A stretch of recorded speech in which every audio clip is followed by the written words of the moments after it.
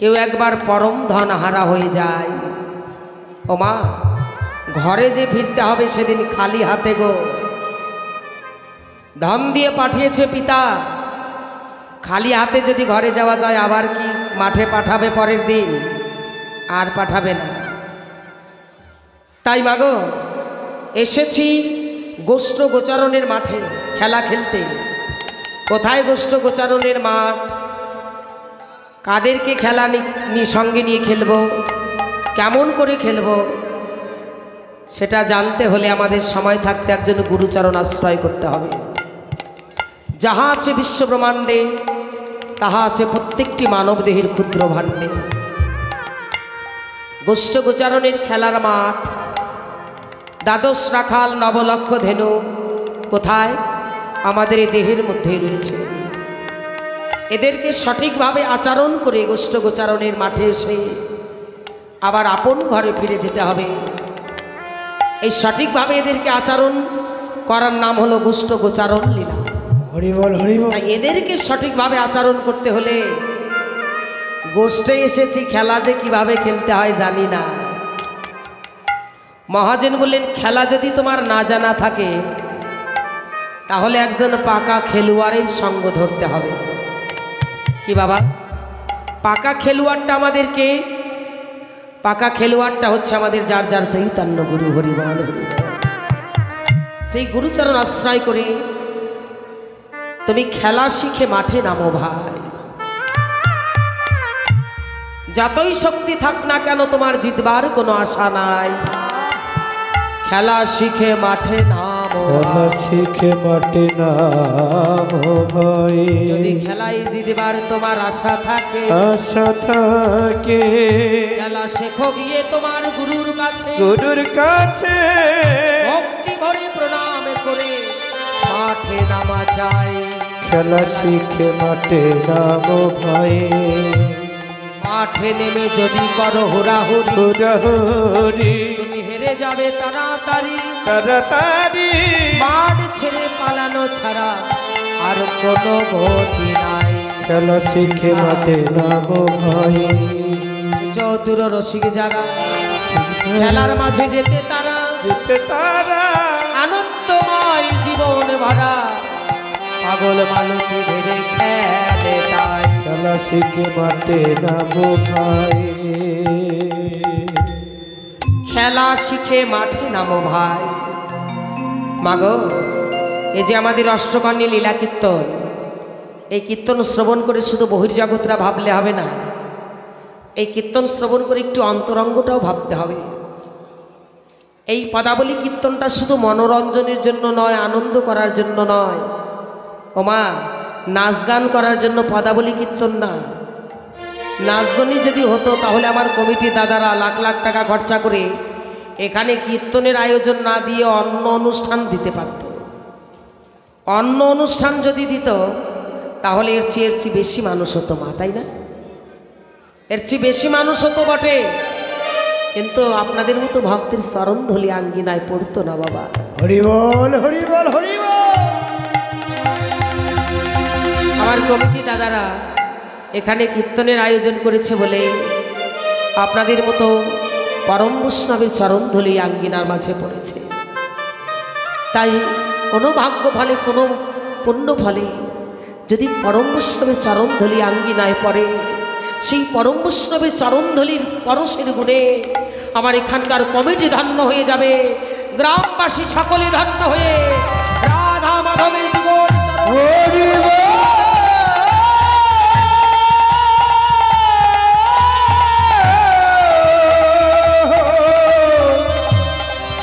হরি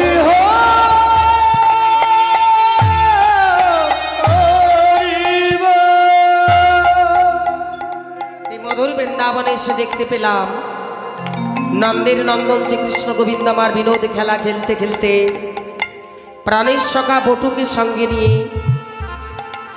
রাধাকুণ্ডর তীরে গিয়ে উপনীত হলেন রাধারানীর মনোবাসনা পূর্ণ করে দেবার জন্য। এদিকে শ্রীদাম সুদাম দাম বসুদাম সখাগণ বিনোদী খেলায় মত্ত হয়ে আছে। খেলা খেলতে খেলতে হঠাৎ করে শ্রীদাম সখা খেলার মধ্যে চেয়ে দেখলেন কি আমরা খেলা খেলেই যাচ্ছি, কিন্তু যার খেলা সে তো দেখছি কার খেলার মধ্যে নেই। খেলাটা কার বাবা? খেলাটা হচ্ছে কানাই। এই খেলার মধ্যে শ্রীরাম দেখলেন কানাইও নাই, কানাইয়ের কথাও নাই। এমন মিছে খেলা খেলে গগনের বেলা যে আমার চলে যায়, ঘরে ফিরে যেতে হবে, আর মিছে খেলা খেলবো না। শ্রীরাম শুধু নিজের কথা বলেনি মা, জগৎ জীবের দিকে লক্ষ্য করে বলেছেন, হে জগৎ জীব, অমন খেলা তোমরাও কেউ খেলো না, তোমরাও কেউ খেলো না ভাই। যে খেলার মধ্যে কানাই নাই, কানাইয়ের কথা নাই, সে খেলা যে মিছে খেলা। এমন খেলা খেলে দেখো ভাই, গগনের বেলা যে চলে যাচ্ছে। শ্রীরাম কোন খেলার কথা বললেন মা? আমরা কর্মময় সংসারে যে কর্ম করে থাকি, ওটাও একটা খেলা। ওই খেলার মাধ্যমেও গোবিন্দকে রাখা চাই, ওই খেলার মাধ্যমেও গোবিন্দের নাম গুণগান রাখা চাই। হরি বল হরি বল। কিন্তু শুধু খেলাই খেলে যাচ্ছি, কিন্তু খেলার মধ্যে কানার নাম গন্ধ নেই। এদিকে যে বেলা ডুবু ডুবু ডুবু ডুবু হয়ে এলো, শ্রীরাম শাখা বললেন অমন খেলা খেলো না। শ্রীরাম যে খেলায় কানাই নাই, খেলা থেকে বাহির হয়ে সুবলকে বলছে, ভাই রে সুবল, ভাই রে সুবল, গগনে অবসান হলো বেলা, ও ভাই ছাড়ি যাবি, দাও বিনোদ খেলা।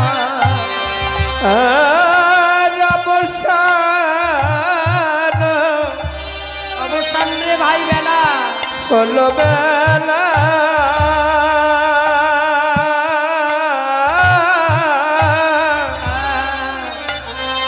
ছাড়িয়াবি নদ খেলা। এবার শ্রীদাম শ্রীরাম ও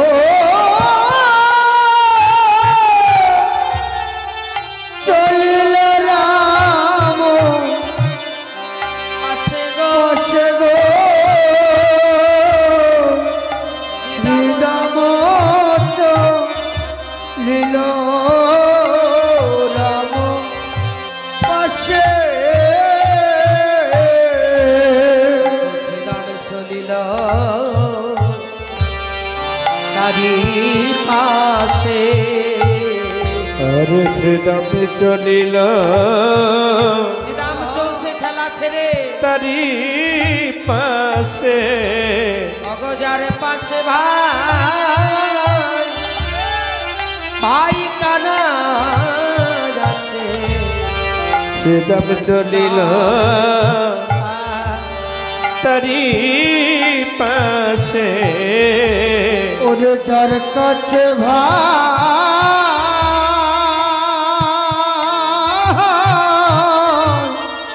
ভাই কানাই আছে। শ্রীরাম চলিল তারি পাশে। শ্রীরাম চলিল রাম পাশে। শ্রীরাম দেখলেন খেলায় কানাই নেই, কানাই থাকতে পারে কোথায়? মনে মনে ভাবলেন আমাদের রাখালদের মধ্যে বড় হচ্ছেন দাদা বলরাম। শ্রীরামের মনে পড়ে গেল কানাই যখন খেলায় নাই, কানাই আছে বলরামের কাছে। বলরাম দাদা কোথায়? বলরাম দাদা আছে মধুবনে। মধুবনের পাশে গিয়ে শ্রীরাম ডাকছে, ও দাদা, দাদা, দাদা, দাদা বলে ডাকতে ডাকতেই দাদা বলরাম অচৈতন্য হয়েছিলেন, নয়ন খুলে দিয়ে বলছে, কে রে, কে আমাকে ডাকছিস? শ্রীরাম বলছে, দাদা মনে নাই? আসার সময় মনে ছিল, যাওয়ার সময় মনে নাই যে যেতে হবে। কি গো, খেলায় আসার সময় সবারই মনে থাকে যে খেলায় যাব, খেলায় আনন্দ করব, আনন্দ করে জয়ী যেন হতে পারে। হা হা হা, খেলায় যাওয়ার সময় বড় আনন্দ লাগে, কিন্তু খেলা থেকে ঘরে ফেরার সময় ওই আনন্দটা নিয়েই যেন ফিরতে পারি। কি গো, ফেরার সময় যেন নিরানন্দ নেমে না আসে। মহাজন বললেন, খেলায় যদি আনন্দ পেতে চাও, ওই আনন্দটা নিয়ে আবার যদি ঘরে ফিরতে চাও, তাহলে দেখো এসেছো যেভাবে আনন্দ নিয়ে, এবার খেলার মাঠ হতে সেই আনন্দ নিয়েই বের হতে হবে, বের হতেই হবে। রাধে রাধে। তবে শ্রীদাম সখা দাদা বলরামকে দিয়ে বুঝিয়ে দিলেন জগৎজীবকে, এসেছিলে আসার সময় মনে আছে, বলেছিলে মাকে, মা গোপালকে দাও, বেলা থাকতে থাকতে ফিরাই দেব। বেলা কি এখনো আছে গো গগনে? আরে তো বেলা নাই। ও দাদা, আসার সময় বলেছিলে, ও মা তুমি কোনো গোপালের জন্য চিন্তা করো না। বলে, শোনো দাদা, হলো ধরো, মানে কিছু নাহি ধরো, হলো ধরো, মনে কিছু নাহি করো। রানী কিবা মরিবে হুতাশে, ও দাদা রানী কিবা মরিবে হুতাশে। রানীকে বলেছ তুমি সকালে আসিব যাবে। রানীকে বলেছ তুমি সকালে আসিব আমি। ব্রজপুরে লইয়া কানা, ও দাদা ব্রজপুরে লইয়া কথা কি তোমার মনে নাই গো? সে কথা কি তোমার মনে নাই গো? বেলিয়া বসানে আসবো ফিরে, সে কথা কি মনে নাই গো? অবসানে আসিব ফিরে, ভাই কানাইকে সঙ্গে নিয়ে, অবসানে আসিব ফিরে, ভাই কানাইকে সঙ্গে নিয়ে, অবসানে আসিব ফিরে, সে কথা কি মনে নাই গো? ও দাদা কানাই কই?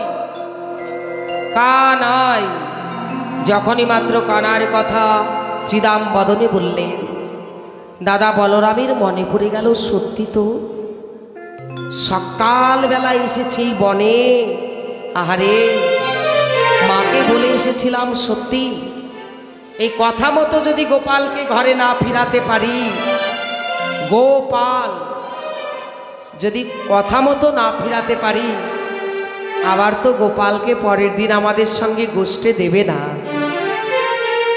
ভাইরে শ্রীদাম, তুই আর বিলম্ব করিস না, শীঘ্র করে একবার ভাই কানাইকে ডেকে আন। শ্রীদাম সখা বিলম্ব না করে বেলা অবসান দর্শন করে কানাই কানাই বলে পথ সে পথ ধরে ডাকছে। ডাকতে ডাকতে দেখলেন পথের মধ্যে অদূরে ভাই কানাই আসছে। আহা, কানাইকে দেখা মাত্র শ্রীদাম ডাকছে, ও ভাই কানাই রে,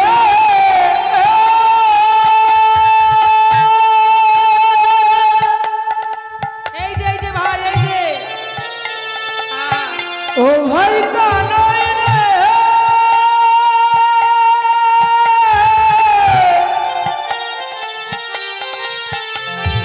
ভাই রে, ও ভাই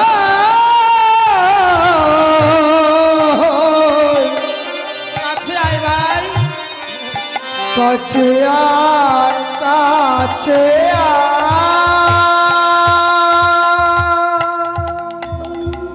শ্রীদামের ডাক শুনতে শুনতে কানাই ধীরে ধীরে ধীরে ধীরে শ্রীদামের নিকটে এসে দাঁড়ালেন। শ্রীদামের নিকটে এসে দাঁড়িয়ে বললেন, ভাই শ্রীদাম, তুই আমাকে ডাকছিস ভাই? শ্রীদাম বলছে, জানিস না ভাই, এই বনে এসে তিলেক মাত্র অদর্শন হলে আমরা সব রাখালগণ পাগল হয়ে যাই, আর তুই আমাদেরকে ছেড়ে কখন গিয়েছিস? তোর বদনটা আমরা কতক্ষণ হলো দর্শন করতে পারি না।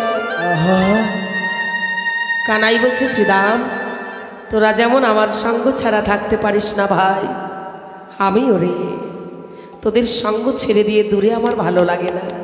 এই তো ছুটে এসেছি ভাই। তবে শোনো ভাই শ্রীরাম, প্রতিদিন বনে আসি, আমার এমন করে কোনোদিন মা মা বলে প্রাণ কাঁদে না।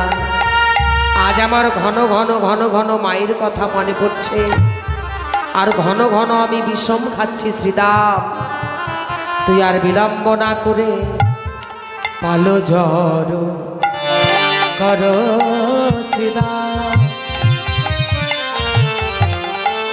শ্রীরাম রে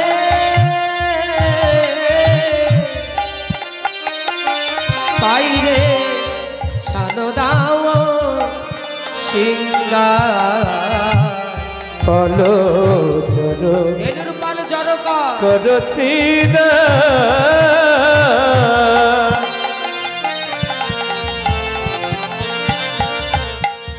ভাই। শোন দাও সিংগার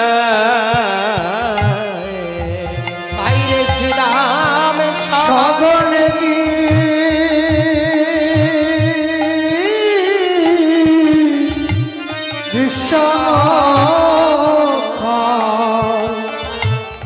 নাম করে মোর মা, আরে সখনে বিষম খাই নামে করে বরে মা। বাইরে মা বুঝি আমার কত ডাকিছে বাবুজি আমার ও শ্রীরাম, কত ডাকিতেছে ভাই, প্রাণের গোপাল গোপাল।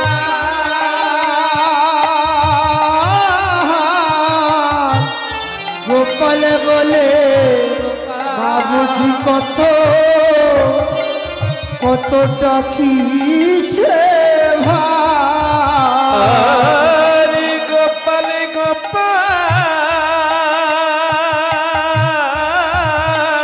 বাইরে গোপাল বলে ওরে বাবুজি কত কত ডাকিছে ভাই। ওরে শ্রীরাম আমি মায়ে আরে জাগে ভাই একা গোপাল। বাবুজি কত বাইরে ডাকিছে ভাই। আমি যে মায়ে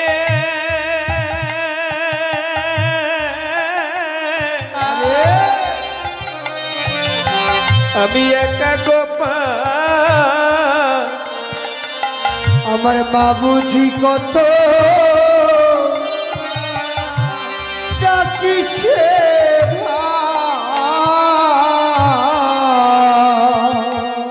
বাইরে শ্রীরাম,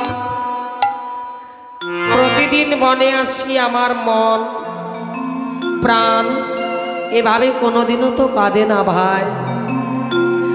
আজ আমি বনে এসেছি থেকে এই ঘন ঘন ঘন ঘন বিষম খাচ্ছি। বিষমটা কি জানো বাবা?